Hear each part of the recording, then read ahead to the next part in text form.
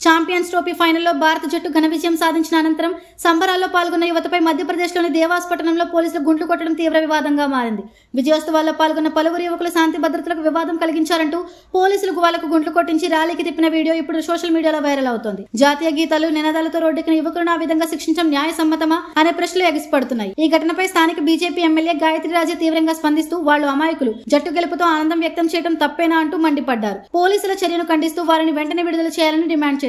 ఈ వీడియోతో పోలీసుల తీరుపై దేశవ్యాప్తంగా విమర్శలు వెల్లువెత్తుతున్నాయి. ఈ ఘటన ప్రజాస్వామ్యంలో వ్యక్తి స్వేచ్ఛపై చర్చను తెరపైకి తెచ్చింది. ఛాంపియన్స్ ట్రోఫీ ఫైనల్లో భారత జట్టు ఘన విజయం సాధించిన అనంతరం సంబరాల్లో పాల్గొన్న యువతపై మధ్యప్రదేశ్లోని దేవాస్ పట్టణంలో పోలీసులు గుండ్లు కొట్టడం తీవ్ర వివాదంగా మారింది.